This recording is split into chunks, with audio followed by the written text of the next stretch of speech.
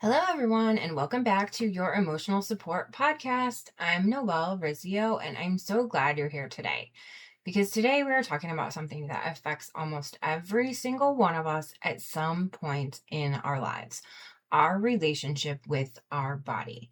And honestly, this relationship can have a massive impact on our feelings of self-worth. Because whether or not we realize it, many of us were taught directly or indirectly that our body determines our value. That if we lose weight, gain muscle, look younger, have clearer skin, dress a certain way, or fit into a specific size, then we'll feel worthy, then we'll feel lovable, then we'll finally feel confident. But the problem is, self-worth built on appearance is incredibly fragile. Bodies change, life changes, aging happens, stress happens, pregnancy happens, illness happens, hormones happen, grief happens, life happens. And if your worth is tied to your appearance, every natural change can start to feel like a personal failure instead of just being human. So today I want us to talk about how to build a healthier relationship with our bodies, why body acceptance matters for our mental health, and how learning to love, or at least respect your body, can dramatically improve your self-worth. Because your body is not a decoration. It is not your resume. It is not your value as a human being. Your body is your home. And I think many of us deserve a softer relationship with our bodies. So why does body image affect our self-worth so deeply? I think there are a lot of answers to that question. But from a very young age, we absorb messages about our body. We see who gets praised. We see who gets attention. We see who is portrayed as desirable and who is mocked. Who is the before and who is the after. And over time, many of us begin to internalize this belief that if my body looks acceptable, then I am acceptable. And that is such a painful burden to carry because every mirror becomes a performance review. Every picture becomes evidence. Every shopping trip becomes emotional. And suddenly your self-worth rises and falls depending on how you feel about your appearance that day. That is exhausting.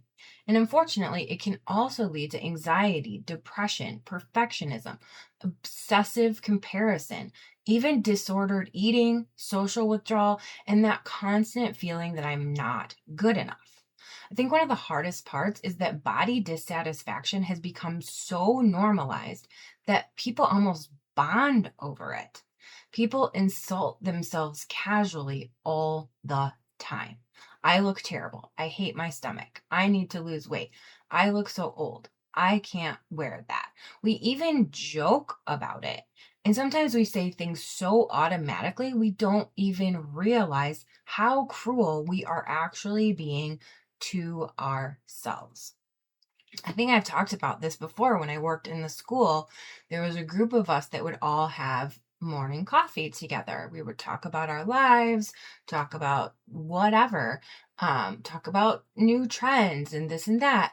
And somehow every single day there was a comment made about someone's appearance. Of course, they made it about themselves because we weren't like chastising each other, but we were also complimenting each other too. And in that compliment, there was a lot of times a disclaimer, a rebuttal. You know what I'm saying? Like if I said, "Oh, I really love your shirt," there would be a, "Oh, yeah, I don't know. Does it make me look this way or that way?" You know what I mean? We weren't taking the compliments. We would always have some sort of thing to say about our bodies. Imagine talking to someone you love the way you talk to your own body or talk about your own body. Most of us would never do that, right? Your body is not the problem. I want to say something that may really matter to someone listening today. Your body is not the enemy. I'm going to say that again. I like to repeat the important stuff. Your body is not the enemy. The problem is often the impossible standards that we've been taught to chase. We're trying to achieve filtered, edited, curated, often unrealistic versions of humanity. And social media has made this even harder because now we don't just compare ourselves to celebrities or, people we see in magazines or on TV. We compare ourselves to everyone. But we're comparing our real bodies to carefully selected images and often edited images. That comparison will almost always steal your peace. And the truth is, you do not need to earn your worthiness through your appearance. You do not need to hate yourself into becoming someone else. And actually, research consistently shows that shame rarely creates lasting, healthy change. Self-compassion does. Okay. There's a difference between loving your body and loving every part of your body. Okay. I also want to say this because it's very important. Body love does not have to mean standing in front of a mirror every morning screaming, I love everything about my body. I am perfect. Okay. For many people, that feels unrealistic because for most of us, it is. Sometimes body acceptance starts smaller. It starts with neutrality. Instead of saying, I hate my body, maybe move towards, my body carries me through life. Or my body deserves care even if I'm struggling to love it. Or something like, I can appreciate what my body does for me. That still matters. You don't have to force yourself into that toxic positivity. You just need to stop treating your body like the enemy. So let's talk about some practical ways to improve your body image and your self-worth. First, notice the way you speak to yourself. This is often where we start with a lot of our self-worth stuff. Start paying attention to that internal dialogue, what you say to yourself. Would you say those things to a child? Would you say those things to your best friend? Would you say those things to someone that you deeply love? I'm guessing that the answer is probably no. Our brains absorb repetition. So if you constantly criticize yourself, your brain starts accepting those thoughts as facts. Try replacing harsh criticism with gentler language. Not fake, not forced, just kinder and softer. The second thing I want you to do is curate your social media. This one is huge because this will help with that comparison piece. If someone's content constantly makes you feel inadequate, anxious, ashamed, or obsessed with your appearance, you are allowed to unfollow them. Protecting your mental health is not petty. Fill your feed with people who promote authenticity, diversity, healing, humor, joy, and real life. Your environment matters more than you think. What you expose yourself to matters so incredibly much. The third thing you can do is focus on function, not just appearance. So ask yourself, what does my body do for me? Your legs help you walk through life.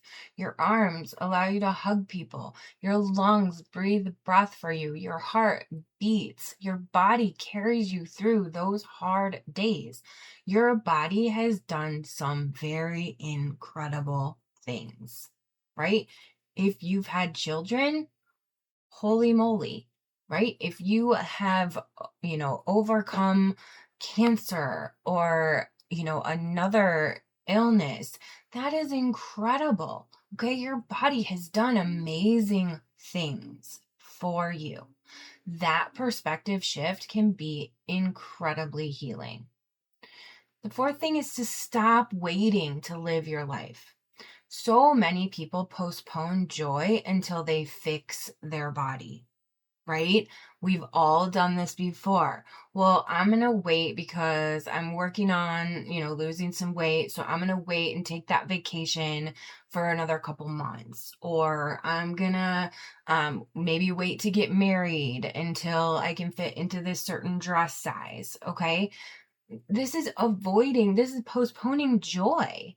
You may avoid pictures or avoid dating or swimming, maybe certain events, or you maybe avoid wearing clothes that you like. Please do not put your life on hold while waiting to become worthy enough to participate in it. I'm going to say that again because I really love that. Please do not put your life on hold while waiting to become worthy enough to participate in it. Because guess what? You already are.